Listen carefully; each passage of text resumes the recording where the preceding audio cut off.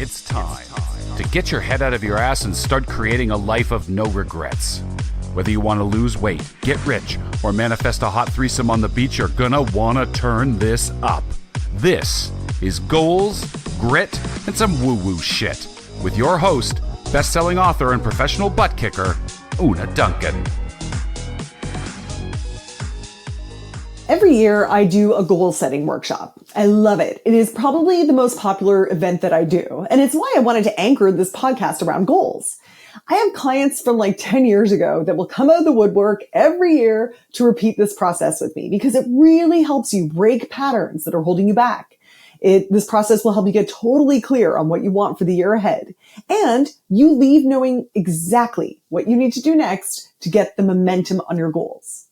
So this year, I thought I would try something a little bit different. I've got a brand new version of the workshop, and it's available on demand now at fitfeelsgood.com/goals. So you can go and you can watch the new presentation anytime that's convenient for you. But as I was scripting the new workshop, I realized that there's a little bit more I want to say about goals. And specifically, I wanted to talk about what most people are getting wrong when they create their goals. And the first thing that comes to mind is that people are setting goals that they actually, secretly, in their deepest soul, don't give a fuck about. People set goals year after year because they think that they should. But my friend, if you are not doing the actions, you probably don't care that much about that goal. For example, the other day, a client posted, she said, I need a kick in the ass. I'm not exercising. I'm not eating healthy. My jeans are getting uncomfortable and it's not enough to motivate me. And honestly, I'm like, you don't need a kick in the ass. You need new jeans. And I mean that really seriously. It sounds to me like this just isn't that important to her right now. She doesn't really care that much about this other than the minor inconvenience that her clothes are uncomfortable. So I want to give her full permission to buy new jeans and then just get on with her life. I mean, so many people are carrying around this lose 10 pounds goal for so long, they don't even question it because they've just always thought that, I should probably lose 10 pounds. I'll probably be happier if I lose 10 pounds. But the only thing that's making them unhappy is this cognitive dissonance of saying that they have this goal and then watching themselves not do fucking shit about it. That's what's making you unhappy. It's not your belly. So that's why in the first chapter of my book, I tell you, just get really honest about whether you really want to lose weight. Is this really a project you want to take on right now? Because right now, your current body is a result of your genetics and your habits. That's it. And there's nothing you can do about your genetics, but there is something you can do about your habits. And listen up, my friend. Doing something about your habits is going to require some fucks, some effort, and not just like checking a box effort. I'm talking about like real effort. You have to stop. You got to think about it. You got to reorganize your life a little bit. You got to get vulnerable and you got to ask for help because you don't know how to do it yet. Otherwise you would have done it already. And you're going to have to push past your comfort zone because apparently the comfortable options aren't working. I mean, the awesome thing about habits is that once you get them going, they work on autopilot. But to get to that automaticity, you got to do the reps.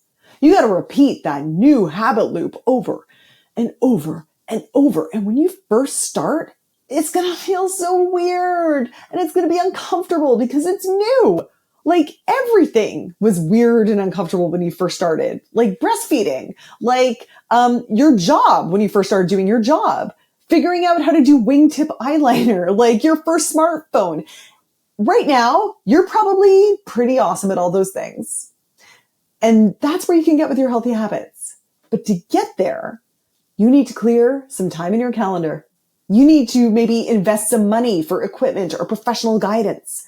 But most of all, you need to clear some space in your brain to learn new skills.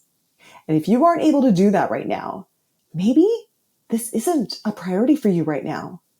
I always tell people you can reveal your priorities to yourself by looking where you are spending your resources. Look at your bank statement to see where you're spending your money. Look at your calendar to see where you're spending your time. Look at your Google search history to see where your brain is at. And if you look at all that and none of it is screaming, this person is on a health and wellness journey. If your bank statement is like dinner's out, if your calendar is like 100% work meetings until you collapse at night, if your Google search is all, dear God, when are the cheapest flights to the Bahamas? I'd be like, hey, dude, I don't think changing your fitness habits is priority number one right now. And sure, it would be fun to go to the Bahamas and feel super hot and proud in your bathing suit. But you can do that without losing 10 pounds. You can just decide that you feel really hot and proud in your bathing suit. And I'm not saying that's easy. You might have to practice a little bit. But that, my friend, is a skill worth learning. At least as important as the wingtip eyeliner. So I'm not trying to convince you to drop the goal of losing weight if that's a thing for you. On the contrary, over the past 20 years, I've had front row tickets to now thousands of lives that have been changed when they got in killer shape like they'd always wanted to. But here's the thing. Those people that got in killer shape and changed their life in that way, they really wanted to. And I want you to do what you really want to do. Please, lovely listener, do not waste another single solitary another minute of your precious life force beating yourself up for working on a goal that you actually don't care that much about. When you think about your goals, you should feel so lit up. You should feel like nervous and excited. And yeah, you should feel a little nervous. Like when I walk people through my version of SMART goals, the R stands for risky. Your goal should like scare you a little bit. And so actually, you know what? I'm going to review SMART goals because this is something else that everyone thinks they know. Like, yeah, specific, measurable, blah, blah, blah, blah. And then last week, I'm at my retreat in Tulum and it's day 4 of workshopping our goals. And I asked someone what her goal is and she was like, I think I'd like to get in better shape. And then I had to pick her up and throw her into the ocean. No, I'm just kidding. I got to lovingly remind her that an effective goal has to be specific. Getting in shape next year is like a vague aspiration. If you're saying that to yourself and telling yourself that it's a goal, that is wishy-washy bullshit and it just won't happen. And I want your hopes and dreams to happen, so let's get specific. Instead of saying get in shape, say something like, I want to easily slide into a pair of size 8 jeans from the Gap, right? Or I want to race my family up the hill next to our house and I want to be the first one to the top and then I want to turn and point and laugh at them. I don't know. Like, make it something specific that you can picture, something that is so clear that anyone could watch a video of that moment and be like, yeah, she achieved her goal. And if it's get in shape, like, when would you know if that actually happened? Are you in shape the one time you do a workout? Are you in shape the moment you do your first push-up from your toes? Like, those are specific events. Or let's say your goal is like, I want to blow up my business. Well, what specifically do you mean by that? Are you talking about revenue? Are you talking about people helped? Are you talking about profit? Are you talking about followers on Instagram? Like, what does blowing up your business actually look like? Okay. So once you've worded your goal in a way that is specific, we need to make it measurable, which is easy with the examples I've given. Size 8 jeans from the Gap, measurable. Getting to the top of the hill first, measurable. Revenue, profit, people, followers, all measurable. But what if your goal, the one that lights you up so much, is something like having killer energy or having a fairy tale romance? Like, how are you going to measure it? Okay, well, with romance, I mean, I don't know, you could quantify loving moments or date nights or kisses or whatever. But what I suggest instead is that you make your outcome measurable with a subjective scale of 1 to 10. So let's say your goal is to have more energy. You might say on a scale of 1 to 10, where 1 is I feel like I'm in a freaking coma and 10, I feel like I'm on freaking cocaine. At the end of my day, I want to feel like I'm at a 7. Or let's say you want more confidence. You might say on a scale of 1 to 10, where 1 is I have the confidence of like, Dobby from Harry Potter. And 10 is I have the confidence of Kanye West when he decided to run for frickin' president. I want to feel like a solid 8 when I defend my thesis next summer. That is a specific and measurable goal. So next, my friend, you want your goal to be actionable. It has to be something that you can take action towards and achieve. So an example that I'll give about this often is sometimes people will have a goal like, I want to have no more sugar cravings. So that's not actionable. What is actionable is reducing your sugar intake to like once a week so that it's no longer a habit. And habit is the key word here, because if a goal is actionable, it is something that you can accomplish with your daily habits. And if you have a big weight loss goal, it's going to be about habits that put you into a consistent caloric deficit. If your goal is to get promoted at work, it's going to be about consistently doing the habits that will have you exceeding the expectations of your superiors. If your goal is to improve your relationship with your children, for example, maybe it's about spending an extra 15 minutes a day together where you're 100% focused on your kid. I don't know. But you need to be able to easily identify the actions, the habits, that if you do them consistently, there is no way you won't achieve your goal. Okay? And then you should have a little moment of your butt clenching in fear, because even though you know your specific goal and you know how you're going to measure it and you can describe what that moment will feel like and you know the actions that will get you there, you're not totally sure that you're going to be able to do those actions. That, my friend, is how you know your goal is risky. That's what the R stands for in my version of SMART goals. In most goal setting workshops, the R stands for realistic. But most people hear realistic and they shoot way too low. They shoot for something they know they can hit, which means that A doesn't excite them. It's just like status quo. And working towards it feels like checking the same old boxes. It's just more grind. Going for something realistic from where you're standing at right now is not going to force you to grow. And the growth is what you're actually looking for.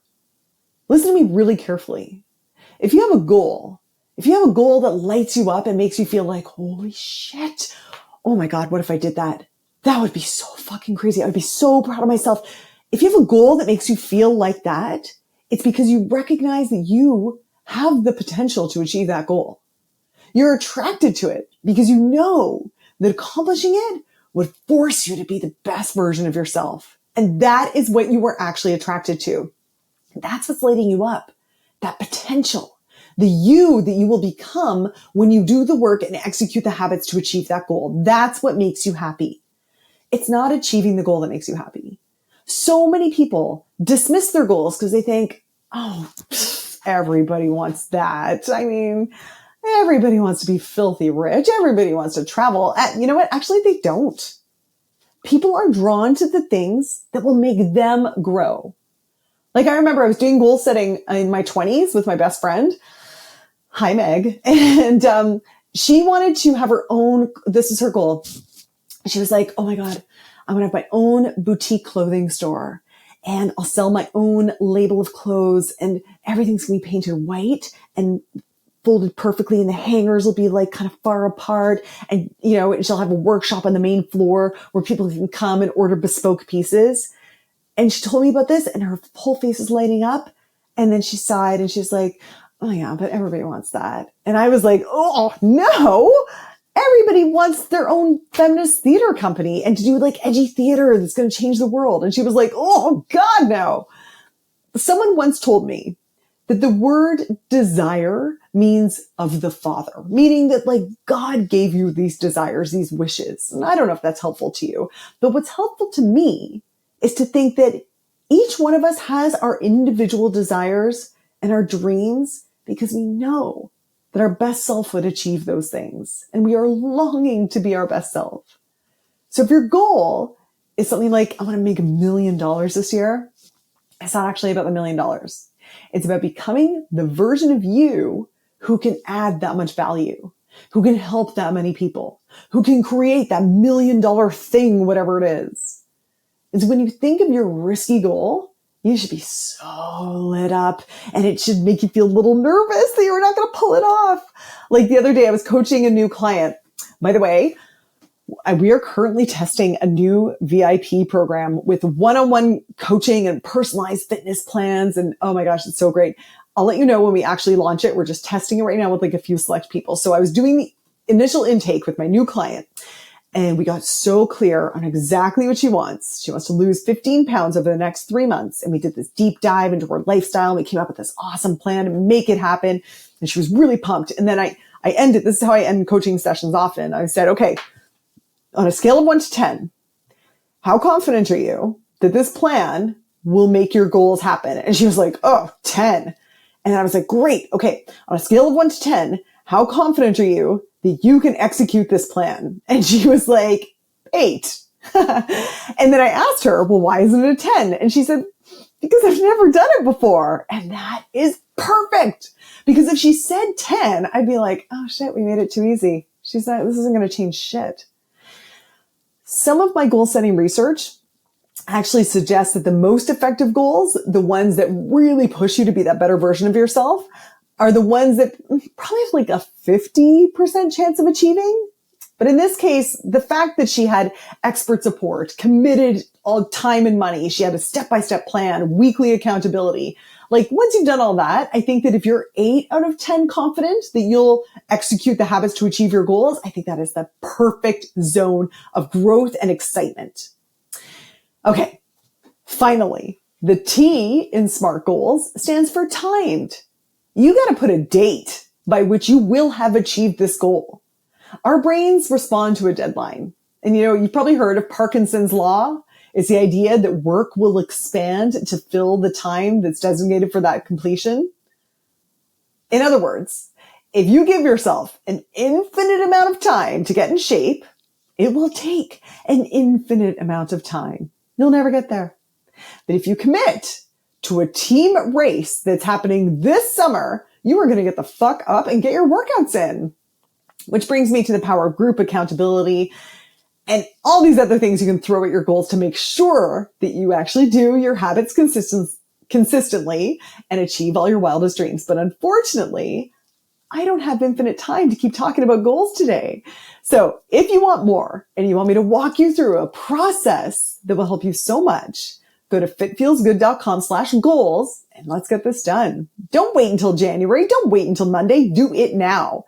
And then DM me on Instagram and say, Una, here's my goal. And let me know your specific, measurable, actionable, risky, and timed goal, the one that lights you up, that you're so pumped about, but a little bit nervous. And then I'm going to DM you back and I'm going to be like, oh my God, I can totally see you doing that. And then you'll have a little screenshot of someone reflecting back to you that they can also see that best version of yourself in the future.